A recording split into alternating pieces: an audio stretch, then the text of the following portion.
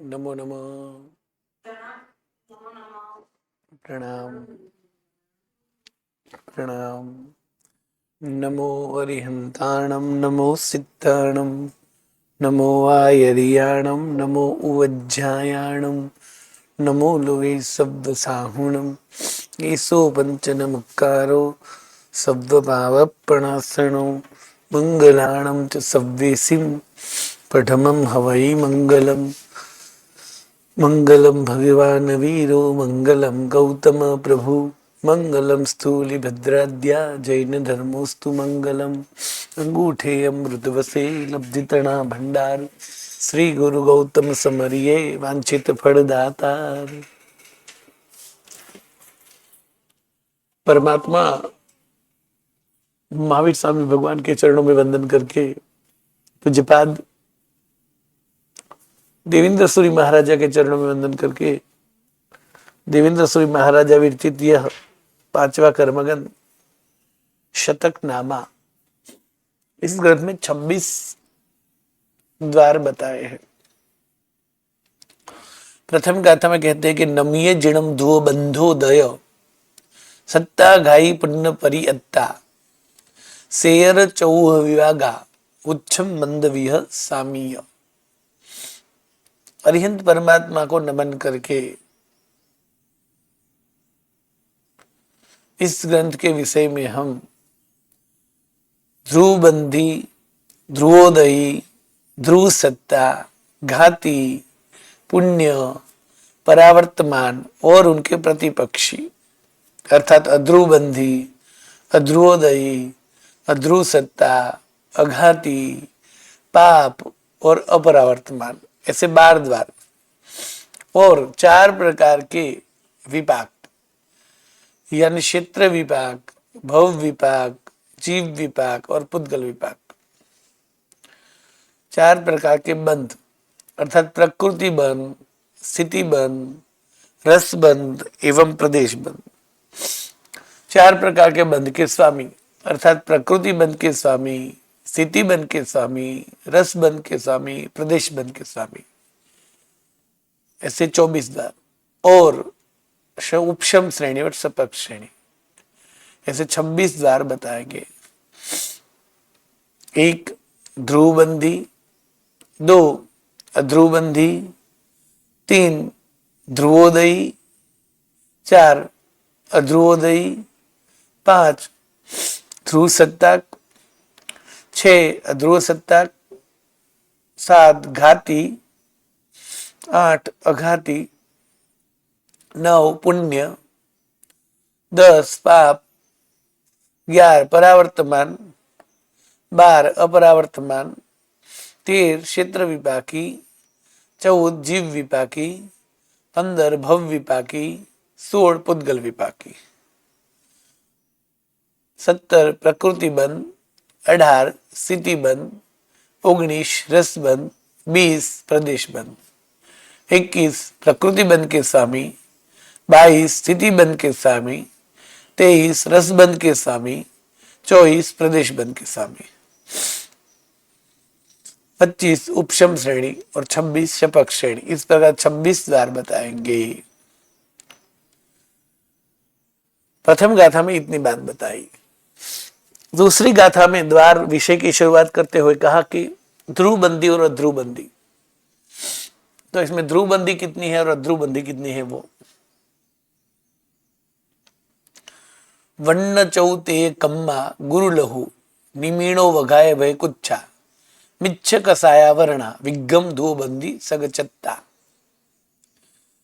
बंध विच्छेद स्थान तक, बंध हेतु जब तक है तब तक अवश्य में निरंतर हर जीव को प्रकृति बंध में होती ही है, तो ऐसे कर्म को ध्रुवबंदी कर्म कहा जाता है। और ऐसी प्रकृतियां सगचत्ता अर्थात 47 अर्थात 47 प्रकृतियां हैं। और वो कौन सी है? वर्ण चतुष्क यानी वर्ण गंध रस स्पर्श, तेजस शरीर, कार्बन शरीर, अगुरु लघु नाम, निर्माण नाम, उपघात, भय, जुगुप्सा, मिथ्यात्व, सूल कसाय, ज्ञानावरणीय 5, दर्शनावरणीय 9 एवं 5 अंतराय, ये प्रकृतियां ध्रुव बंदी है, क्योंकि वो प्रकृतियां अपने बंद विच्छेद स्थान तक अवश्य बंद में होती ही है। तो ये सभी ध्रुव बंदी प्रकृतियां हुई।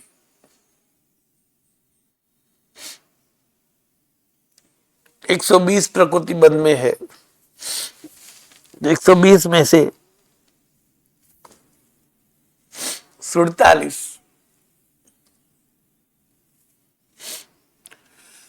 यानी 47 प्रकृतियां ध्रुवबंदी है, तो अध्रुवबंदी 73 है।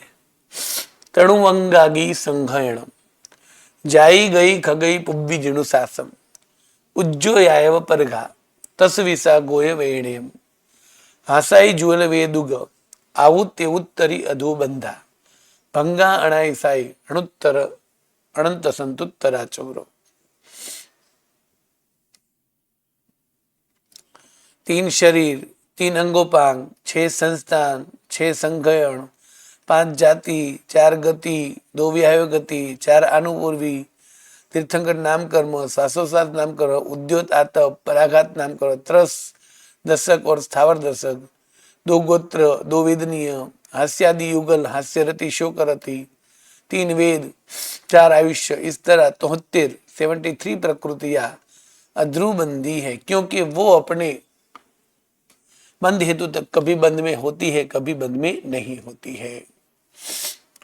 और अब बंद में ये जो अध्रुवबंदी प्रकृतियां है वो सादी शांत भंग वाली ही होती है, जबकि ध्रुवबंदी प्रकृतियां जो है वो अनादि अनंत, अनादि शांत और सादी शांत, ऐसे 3 भंग वाली होती है।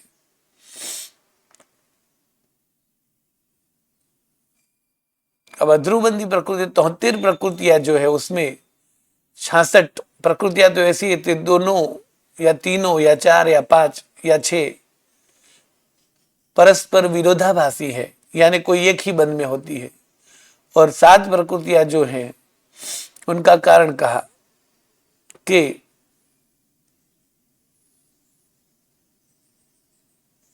आतप नाम कर्म जो है वो पृथ्वी का प्रायोग्य जब बंद होता है तब भी बंद में होती है। उद्योत नाम कर्म जो है वो तिर्यंज प्रायोग्य बंद होता है तब भी बंद में होती है। पराघात और उच्छ्वास जीव तब भी बांधता है यदि पर्याप्त नाम कर्म बांधे। तीर्थंकर नाम कर्म जीव सम्यक की उपस्थिति में ही बांधता है, और वो भी सभी जीव नहीं बांधते हैं। आरक द्विग जीव अप्रमत्त चारित्र की उपस्थिति में बांधता है। इस तरह और बाकी की सभी प्रक्रियाएं परस्पर विरोधी है। इसलिए अब बंध और उदय की चतुर्भंगी, बंध और उदय से कई प्रकृति अनादि अनंत है, तो कई प्रकृति अनादि शांत है, तो कई प्रकृति सादी शांत है, और कोई भी प्रकृति सादी अनंत नहीं हो सकती, क्योंकि जिस प्रकृति का बंध या उदय प्रारंभ होता है तो उसका अंत होता ही है। इसलिए सादी अनंत भंग हमेशा गुणों के लिए होता है। पढ़म बियाधु उदयेसु धूबंदीसु तय वज्ज भंग दिगम मिच्छम्मि तिन्नी भंगा दुहावी अधुआ तुर्य भंगा। बंद की अपेक्षा से ध्रुवबंदी 47 प्रकृतियां जो है वो अभव्य को अनादि अनंत काल तक बंध में है। भव्य को पहली बार जब वो बंद विच्छेद के गुण स्थानक तक पहुंच जाते हैं तब अनादि से बंद में, और पहली बार जब बंद विच्छेद होता है तो अनादि शांत हो जाती है, और वापस वहां से नीचे गिरकर बंद करता है तो फिर सादी शांत होती है। सादी अनंत कोई भी कर्म नहीं होता। अध्रुवबंदी प्रकृतियां तो कभी बंद में होती है, कभी नहीं है, यानी बंद शुरू होता है, बंद बंद होता है, तो सादी शांत भंग ही होता है। उदय की बात करें तो उदय में अध्रुवबंदी प्रकृतियां जो है पंचाणु,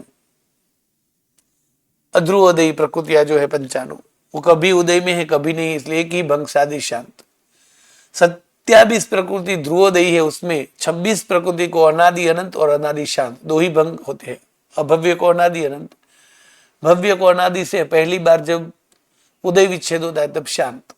किंतु उसमें से 26 प्रकृतियां जो है उसमें से 14 प्रकृति जो है 12वें के अंत में उदय विच्छेद होता है, और 12 प्रकृति ऐसी जिसका 13वें के अंत में उदय विच्छेद होता है, और वहां से जीव वापस नहीं आने वाला, इसलिए फिर से उदय नहीं होता, इसलिए शादी नहीं हो सकती, यानी दो ही भंग है। किंतु एक मिथ्यात्व ऐसा है जो अभव्य को अनादि अनंत काल उदय में है।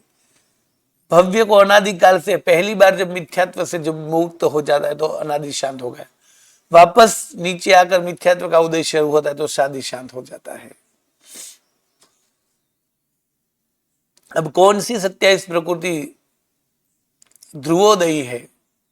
तो निमीन थिर अथिर अगुरु सुह असुह ते कम्म चौवन्ना नानंतराय दंसन मिच्छम ध्रुवोदय सग विचा। 27 प्रकृति निर्माण, स्थिर अस्थिर, अगुरु लघु, शुभ अशुभ, तेजस कार्मण शील, वर्ण गंध रस स्पर्श, 5 ज्ञानावणी, 5 अंतराय, 4 दर्शनावणी, मिथ्यात्व मोहन, ये 27 प्रकृतियां ध्रुवोदयी है।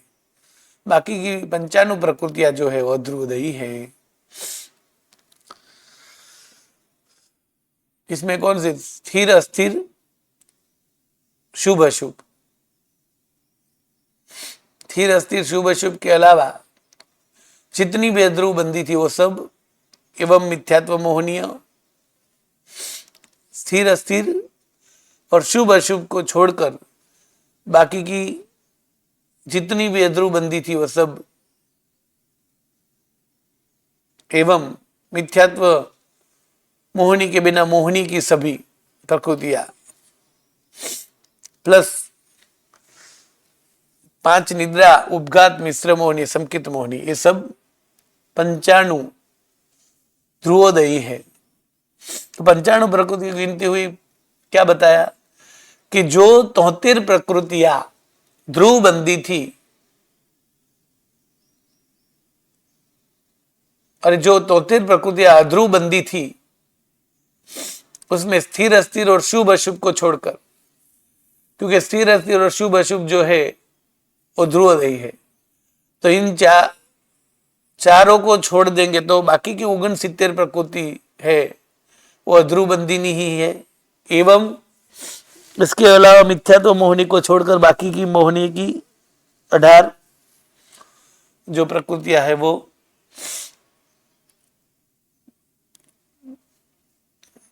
तथा 5 निद्रा,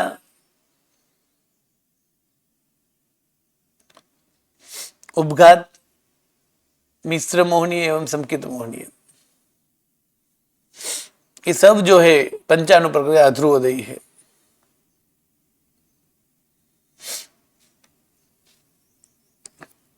तस्वन्न, अब ध्रुव सत्ता और अध्रुव सत्ता की बात करते हैं।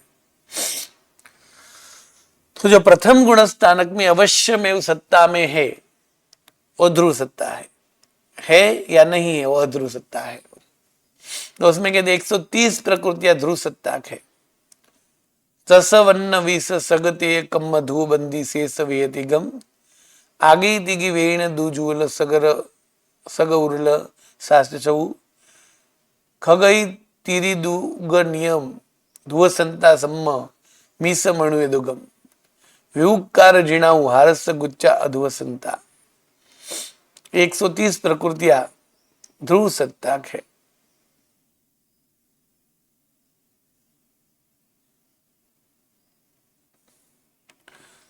जिसमें त्रस विषक यानी त्रस दशक और सावर वर्ण विषक यानी वर्ण गंध रस स्पर्श के उत्तर भेद, तेजस कारण सप्तक, बाकी की ध्रुव बंदिनी सभी प्रकृतियां, 3 वेद, आकृति त्रिक, वेदनीय, 2 युगल, औदारिक सप्तक, उच्छ्वास चतुष्क, विहायोगति दोनों, तिर्यंच द्विक, नीच गोत्र, ये सब ध्रुव सत्व प्रकृतियां यानी 130 प्रकृतियां। जबकि संकित मोहनीय 1, मिश्र मोहनीय 2, मनुष्य गति मनुष्याने पूरी यानी मनुष्य द्विक 4, वैक्री एकादशन यानी वैक्री सप्तक, देवदिक और नरक द्वीप 15, तीर्थंकर नाम कर्म 16, 4 आयुष्य 20, आहारक सप्तक 27 और उच्च गोत्र 28। 28 प्रकृति अध्रुव सत्ता है क्योंकि वो प्रथम गुणस्थान में होती है और नहीं भी होती है।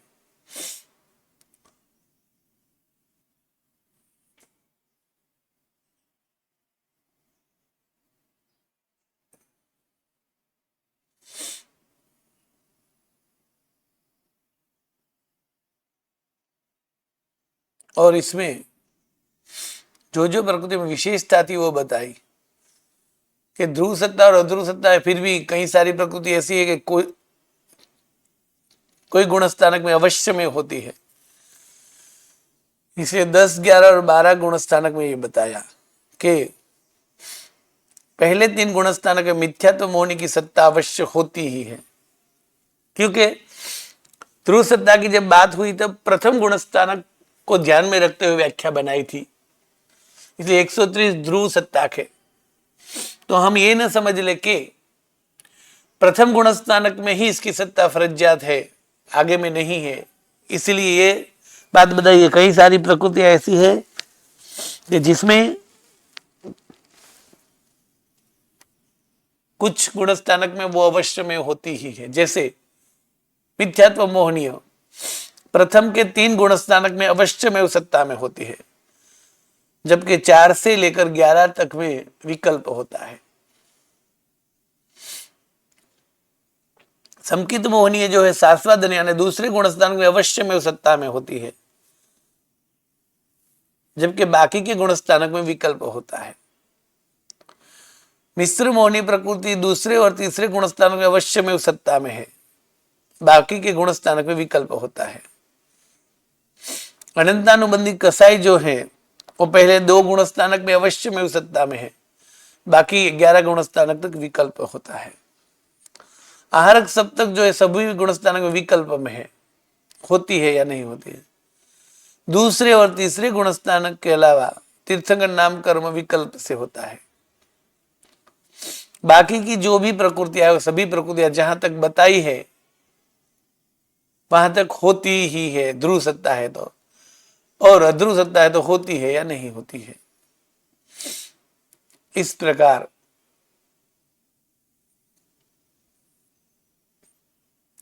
ध्रुव सत्ता और अध्रुव सत्ता की बात करके अब घाती और अघाती।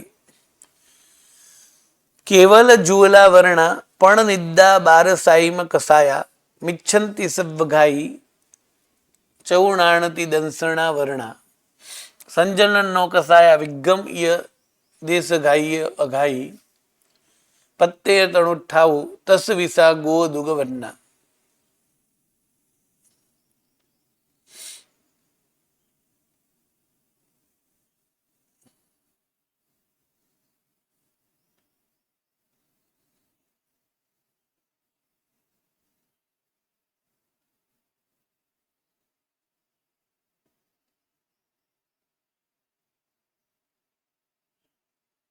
संजन नो कसाया, तो यहाँ घाती और अघाती, तो घाती कर्म 4 है और चारों कर्म जो घाती है उनकी उत्तर प्रकृतियां जितनी भी है वो सब घाती है, और 4 कर्म घाती है, उसकी उत्तर प्रक्रिया जितनी है वो घाती नहीं है। तो बंध की अपेक्षा से अगर देखे तो 4 कर्म की घाती प्रकृति जो है होगी 45 घाती प्रकृति है, तो अघाती होगी 75 यानी 120। तो 45 घाती कौन सी? तो ज्ञानावरणीय 5, दर्शनावरणीय 9, मोहनीय 26, अंतराय 5, ये 45।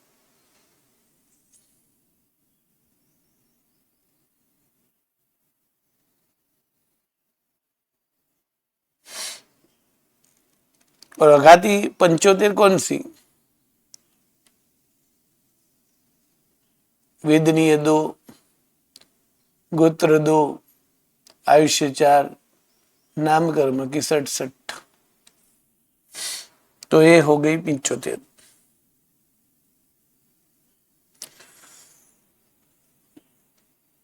अब उदय की अपेक्षा से यदि देखेंगे तो कुल जो है वो है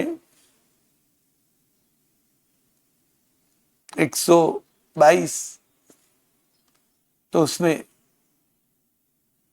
47 घाती, 75 घाती, 122। यहां भी ज्ञानावणी 5, दर्शनावणी 9, अंतराय 5, यहां मोहनी 28 हो जाएगी।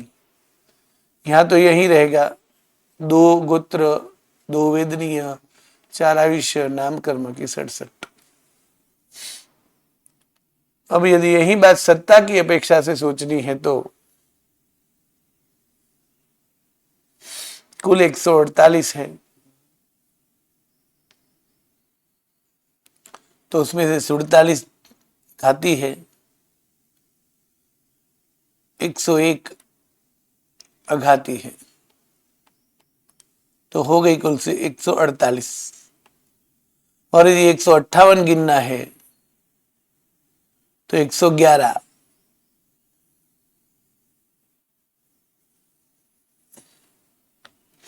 10 ऐड कर देनी है तो हो जाएगी 158। अब घाती में 2 विभाग बताए हैं कि 45 जो बंद की अपेक्षा से देखें तो इसमें सर्वघाती और देशघाती।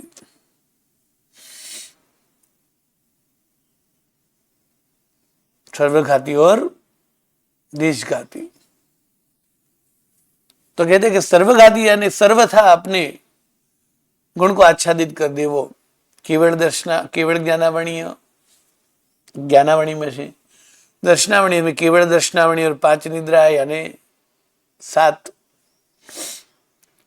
और मोहनीय जो है उसमें 12 कसाई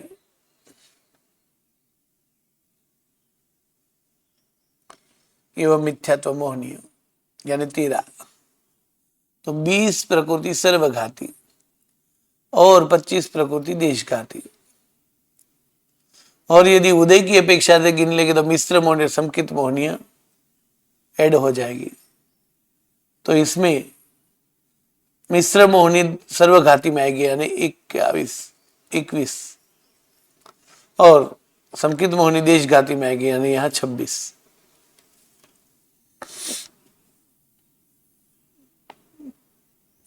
अब घाती के बाद और घाती अघाती की बात करके पुण्य पाप, कि पुण्य पाप प्रकृति कौन सी है?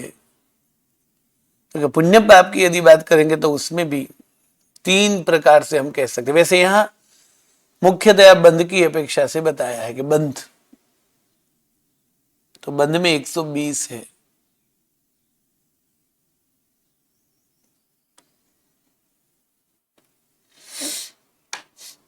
उदय में 122 है,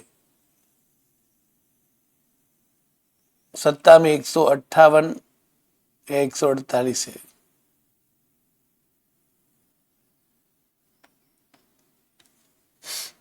अब शुभ और अशुभ प्रकृति या तो पुण्य और पाप प्रकृति, जो जीव को शुभ फल देती है और शुभ प्रकृति यानी उदय में जो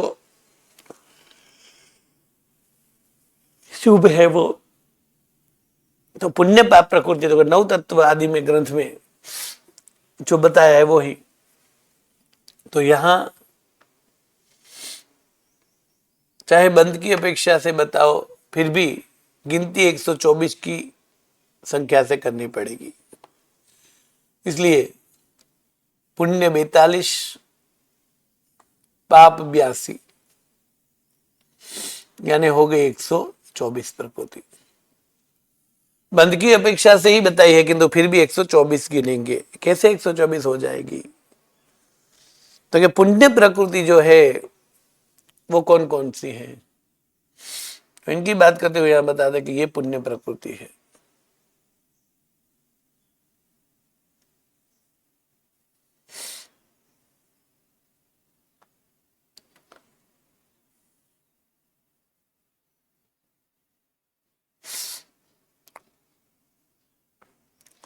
सबसे पहले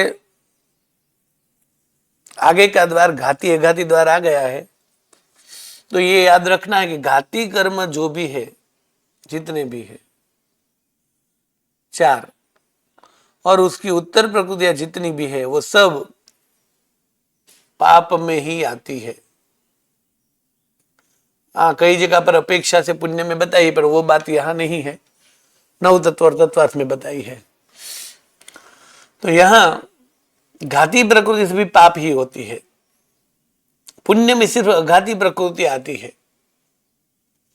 तो घाती प्रकृति के एक ही भेद होता है, पाप में सब जाएंगी, किंतु अघाती में पाप और पुण्य दोनों आएगा। जैसे वेदनीय कर्म अघाती है, तो एक साता है और एक असाता है, तो साता वेदनीय में जीव को आनंद है, तो साता वेदनीय पुण्य प्रकृति है। जैसे गोत्र कर्म 2 है, उच्च गोत्र और नीच गोत्र। उच्च गोत्र में आनंद है, पुण्य है। आयुष्य कर्म में 4 है, नरक में ही जीव को मरने का मन होता है, बाकी के 3 आयुष्य में जीने का मन होता है। आयुष्य 3 आयुष्य पुण्य है।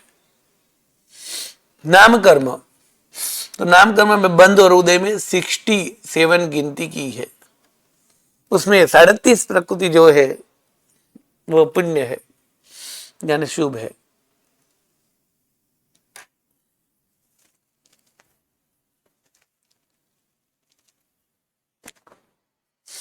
साढ़े 30 प्रकृति से जीव को सुख मिलता है, यानी उसके उदय में उसको दुख आदि नहीं है, भोग उपभोग के उपयोग में वो मददगार है।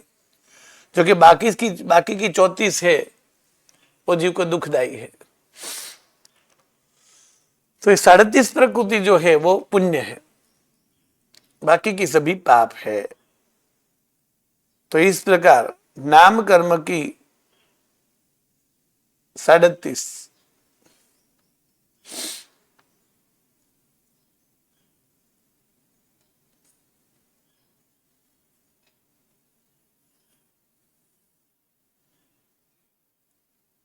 आयुष्य कर्म की 3, गोत्र कर्म की 1, वेदनीय कर्म की 1, कुल हो गई 42। ये पुण्य प्रकृति है। अब पाप प्रकृति की बात कर दे तो सभी घाती प्रकृतियां पाप में आ जाएगी, यानी 45।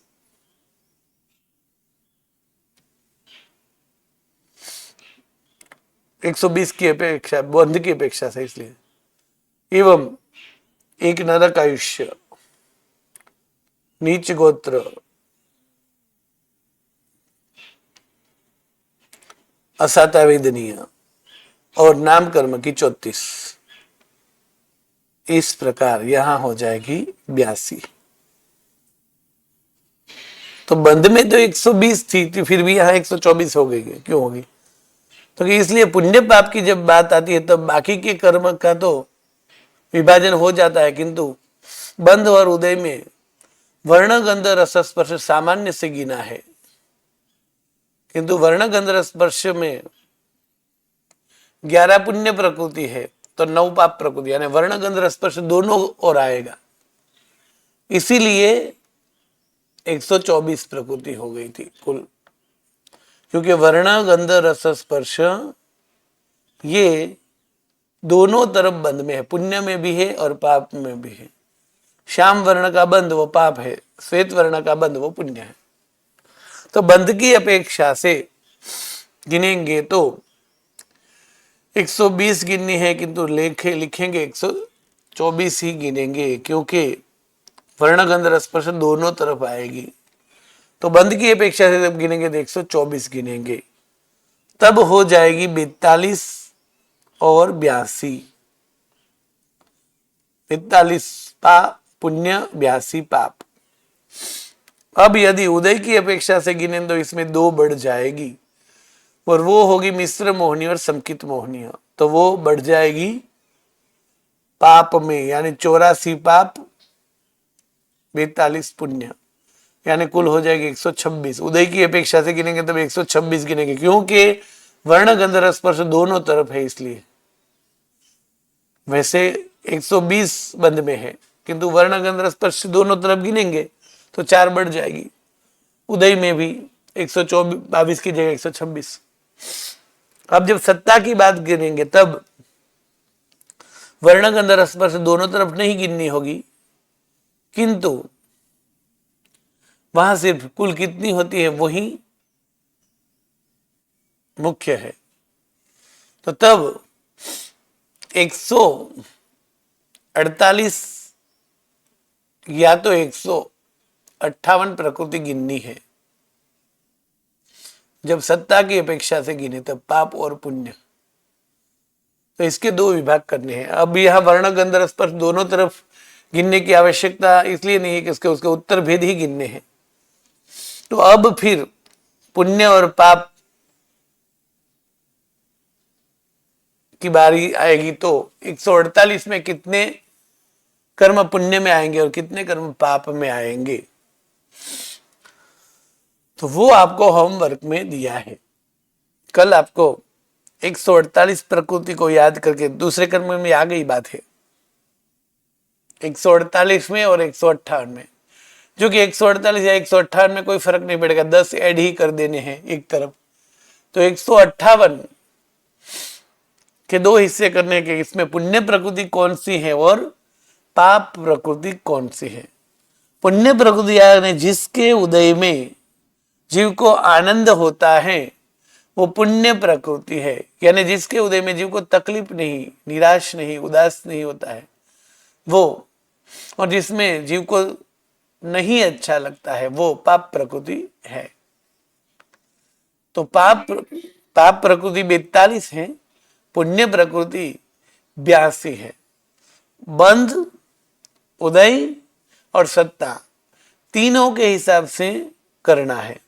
यहां भले सिर्फ बंध के हिसाब से बताया है, तो बंध में 120 की गिनती है, किंतु वर्ण गंध रस स्पर्श जैसे ज्ञानावणी तो वो पाप ही है, किंतु वर्ण गंध रस स्पर्श जब भी गिनेंगे तो वर्ण गंध रस स्पर्श किस में गिने, तो कि उसमें पाप भी है और पुण्य भी है, क्योंकि 20 में 11 शुभ है तो 9 शुभ है, इसलिए कॉमन से गिनने के कारण वर्ण गंध रस स्पर्श पाप में और वर्ण गंध रस स्पर्श पुण्य में ले जाएंगे, इसलिए 120 की जगह 124 हो जाएगी। उदय में भी 120 की 22 की जगह 126 हो जाएगी। पर जब सत्ता की बात करेंगे तब टोटल 158 गिन लिए है, तो वर्ण गंध रस स्पर्श के उत्तर भेद ही गिन लिए है, तब वहां सीधा विभाजन ही करना है, यानी 20 में से जो शुभ है वो पुण्य में लेना है, अशुभ है वो पाप में लेना है। तो 158 और 148 का यदि विभाजन करे तो पुण्य में कितनी आएगी और पाप में कितनी होगी संख्या, दोनों की संख्या मिलकर या तो 148 या 158 हो जानी चाहिए। ये आपको होमवर्क में दिया हुआ है। आगे के द्वार की विचारणा करें उससे पहले बोलिए प्रश्न। हाँ बोलिए। एक बार फिर से गुरुजी, ये जो आप बोल रहे हैं पाप प्रकृति के 45 एक विधियां सब मिला के आपको पाप प्रकृति कर रहे थे, और आपने स्टार्ट किया 45 पाप प्रकृति से और कर रहे थे आप हाँ नहीं, पाप और पुण्य की बात जब हुई तो ये कि हमें ये याद करना है कि जब भी घाती कर्म जो है वो सभी पाप में ही जाएंगे, ये याद रखना है। हाँ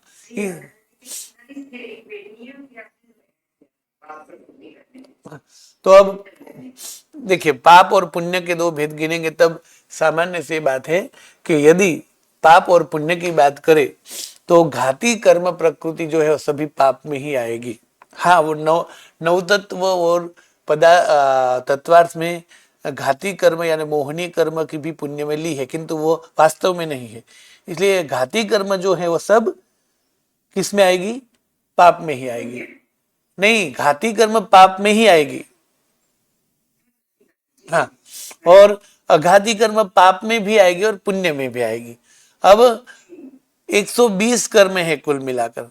अब हम जब पुण्य कर्म की बात करें तो अघाती में ही जाना है सिर्फ, क्योंकि घाती तो सब पाप ही है। तो वहां वेदनीय 1, फिर गोत्र 1, आयुष्य 3 और नाम कर्म की बंध में 67 है, तो उसमें से 37 पुण्य है, तो ये हो गया 42। अब पाप प्रकृति यदि बात करें तो घाती कर्म 45 पाप ही है। घाती 45 यानी चारों कर्म की आ गई, घाती चारों कर्म की।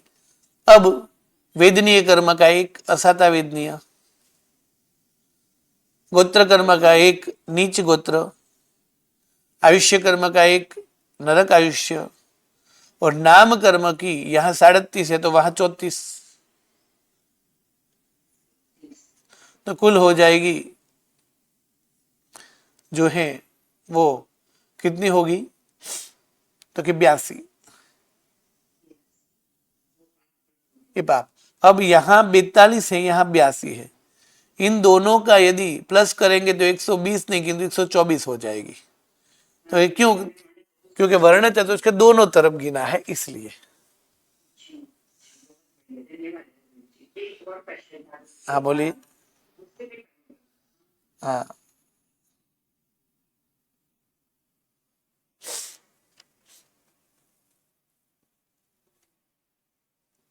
मुझे जो जिससे आप पढ़ा रहे हैं वो हिंदी में पिक्चर भेज सकते हैं या मैं?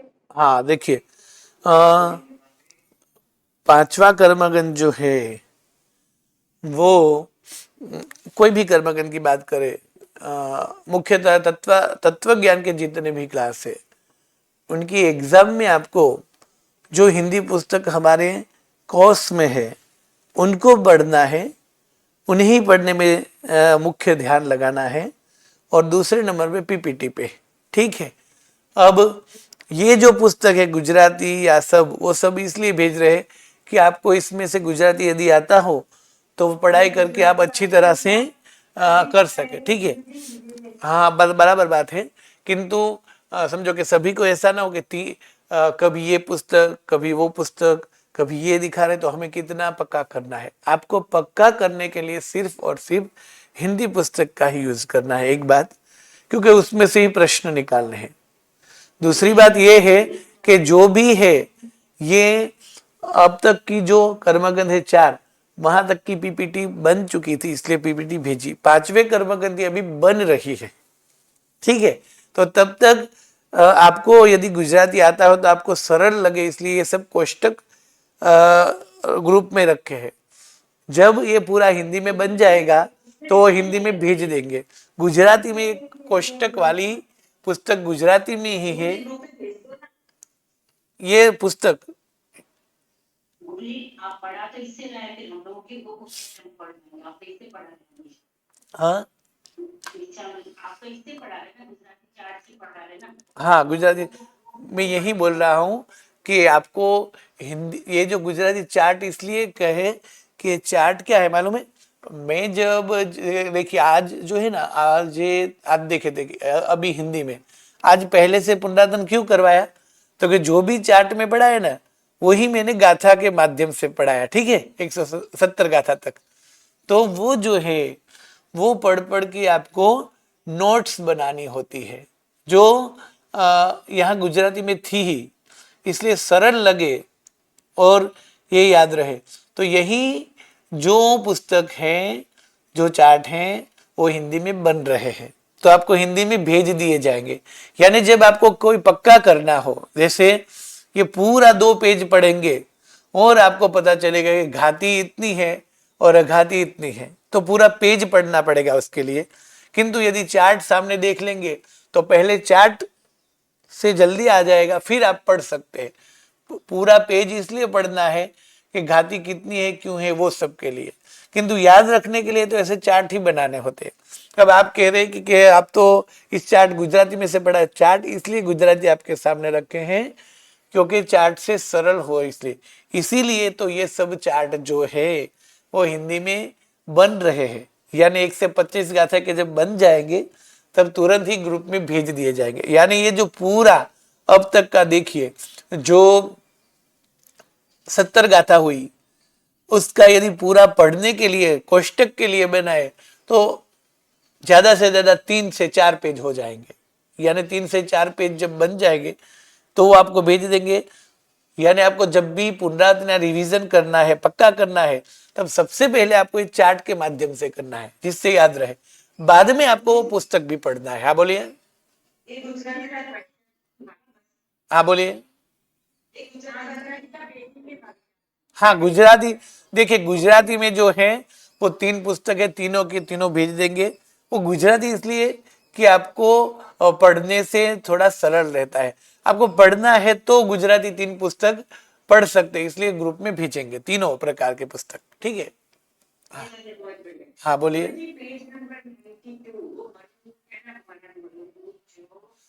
कर्मगन दूसरा, एक मिनट,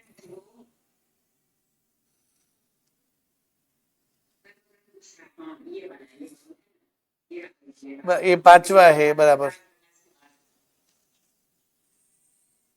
एक मिनट। हाँ हाँ बोलिए। Page number 92।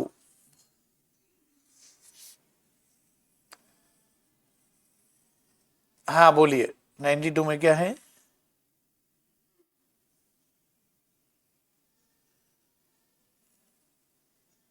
93, 92। हाँ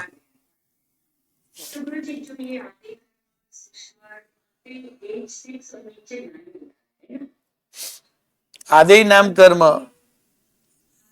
हाँ हाँ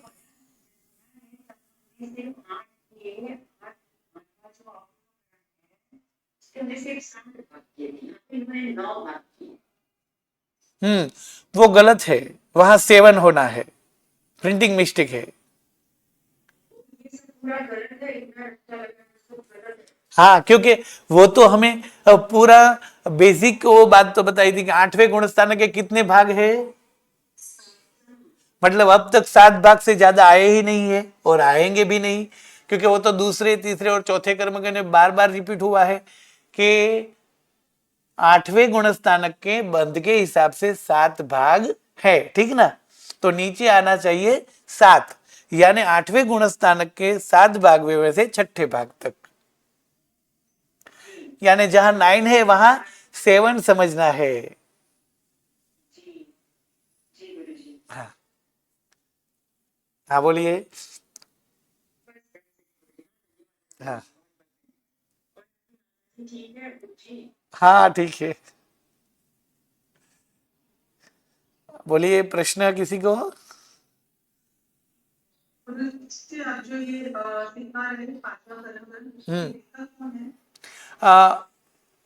मतलब ये ग्रंथ बनाना तो देवेंद्र सूरी महाराज के, पुस्तक के लेखक। अभी जो आप पढ़ा रहे हैं ना, हाँ ये पुस्तक जो है उनके लेखक जो है वो है रत्नसेन सूरी महाराजा।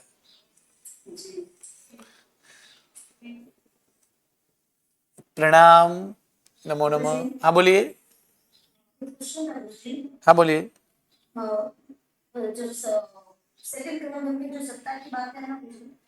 सेकंड कर्मगण सत्ता की बात। हाँ हाँ हाँ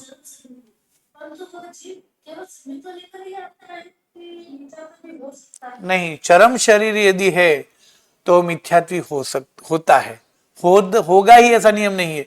तीर्थंकर होते हैं तो वो तो सम्यक भी होते हैं, किंतु कई सारे जीव ऐसे हैं कि जन्म से मिथ्यात्वी थे, उसी भव में मोक्ष में गए। जैसे कई सारे, मतलब ऐसे बहुत से जीव है कि जो उस भव में मिथ्यात्व में होते जन्म के समय में, फिर वो मोक्ष में जाते हैं। जैसे गौतम स्वामी मिथ्यात्वी थे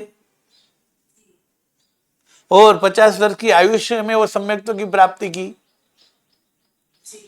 मतलब कि हाँ, उसी भव में वो मिथ्यात्वी होते हैं। तीर्थंकर के अलावा मिथ्यात्वी हो सकते हैं और सम्यक्त्वी भी हो सकते हैं। और गुरुजी तीर्थंकर सारे के सारे शायद से उनको ही प्राप्त हुआ। नहीं नहीं, तीर्थंकर के भव में भी लास्ट भव में शायिक सम्यक्त्वी हो ऐसा नियम नहीं, शैवक्षम भी हो सकते हैं। जी, अभी जैसे 24 तीर्थंकर अनागत के हैं, तो 24 तीर्थंकर कंपल्सरी नहीं है कि वो शायद से है ना, वो सम्यक तो कंपल्सरी है। शायिक या शैवक्षम दो में से कोई भी हो सकता है। शायद से भी लेकर आ सकते हैं या फिर शायद लेकर आ सकते दोनों में से कोई भी लेकर आ सकता है। हैं, ऑप्शन नहीं होगा। उपशम नहीं होगा, क्योंकि उपशम तो एक भव में से दूसरे भव में लेकर जा ही नहीं सकते। हाँ, जा सकते हैं तो सिर्फ मतांतर से देवलोक में जा सकते हैं, तो देवलोक में से यहाँ नहीं आएंगे। जी गुरुजी, मेरा एक ऐसा प्रश्न था कि जैसे एसआईएम का एग्जाम में मैं लेती हूँ, तो उसमें एक छोटा सा क्वेश्चन रह जाता है मेरा कि वो शायद भी लेकर आए थे या मुझे भी बन के आए थे। मतलब उन्होंने पुण्य भी बहुत कर लिया था पहले, तो शायद हो सकता ना उनका। हाँ देखिए, शायोपशमिक सम्यक्त्व जो है उसमें ऐसा है कि उपशम सम्यक्त्व तो लेकर कोई जाएगा नहीं, ठीक है। तो लास्ट भव में कोई जीव सम्यक्त्व लेके यदि आया है, तो यदि वो शायिक सम्यक्त्व लेके आया है तो पिछले 5 भवों से लेकर आ सकता है। 5 भव हो सकते हैं उसके। तो गुरुजी तीर्थंकर के अलावा दूसरे भी कोई भी शायद को लेकर आ सकते हैं? हाँ, जैसे दुप्प सूरी जी आएंगे 5वें भव से, अभी तीसरा भव चल रहा है। अच्छा, तो शायद मुझे ऐसा लगता है कि तीर्थंकर कोई शायद में होता है। नहीं, शायिक सम्यक्त्व तो किसी को भी हो सकता है। अच्छा, वो आयुष बात सकते हैं। हाँ, बाद में मतलब शायिक सम्यक्त्व यदि जीव लास्ट भव में आया है तो शायिक सम्यक्त्व लेकर आता है, तो ज्यादा से कोई 1 भव, कोई 3 भव, कोई 4 भव या कोई 5 भव से लेकर आ सकता है। यानी 5 भव से हो सकता है इसका शायिक सम्यक्त्व हो। 5वां भव, 5वें भव से ज्यादा किसी का नहीं हो सकता। और शयोपशम सम्यक्त्व है तो उसके भव ज्यादा हो सकते हैं। और शयोपशम सम्यक्त्व जीव जो है वो शयोपशम सम्यक्त्व काल है 66 सागरोपम। तो 66 सागरोपम में वो जितने भव हो सके उतने भव वो कर सकता है, मनुष्य देव के।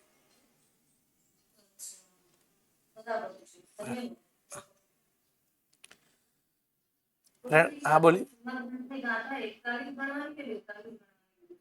कोनी। हाँ नहीं, कर्मगंधी गाथा तो વધારે છે। હા, પ્રથમ કર્મગંધની જે ગાથા જે છે એ પ્રથમ કર્મગંધની ગાથા કેટલી છે? 41 42 નથી, 60 છે।